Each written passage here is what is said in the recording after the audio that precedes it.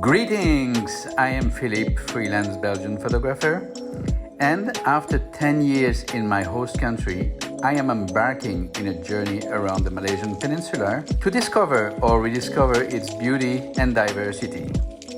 Anne is my wife, a talented artist and videographer, and our two dogs, Layla and Patty, are with me to live this experience. Do follow us and subscribe to this channel. Thank you.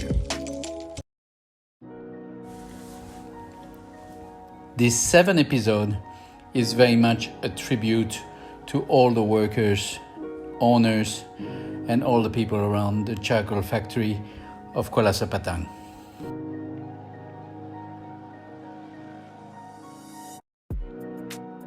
It is as much about the short visit that I did on the day that it is about all the photography I took and all the portrait I took during my numerous visits there.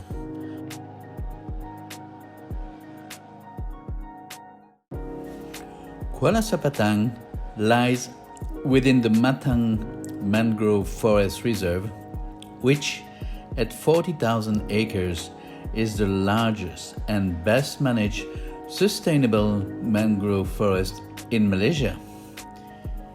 It is this special mangrove tree, together with the salty water, that provide the best raw material for top quality charcoal. Since 1940, the process has remained in careful hands of a few small factories using the same traditional methods to produce the charcoal. Each owner has several kilns in their factory, which are used in turn so that the charcoal production remains continuous.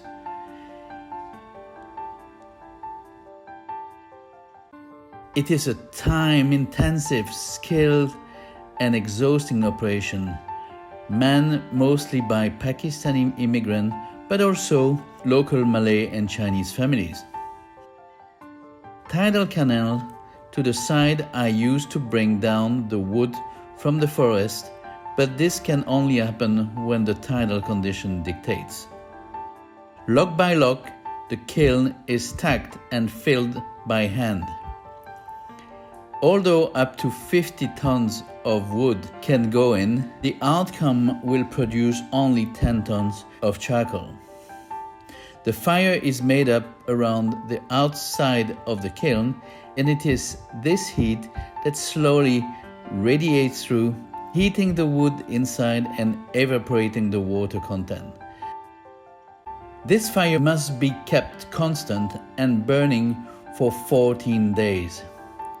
Finally, the kiln opening will be hacked, the bricks removed,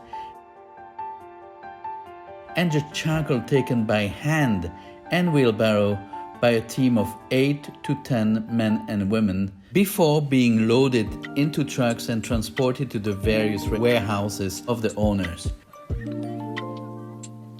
70% of the production will be exported to Japan, where dealers pay a premium for this highly priced Kuala Sepetang charcoal.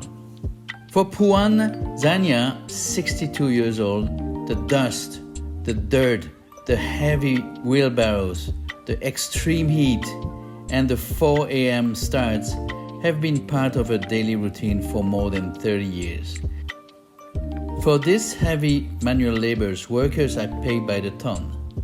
Considering the weight to be carried by hand and wheelbarrow, the extreme heat, the charcoal dust, the swampy stench, this is incredible and most admirable work. After a few hours spent in the factories, we discovered a new interesting place in the area. Make sure to watch our next episode to find out about it. Thank you very much for watching. Till next time.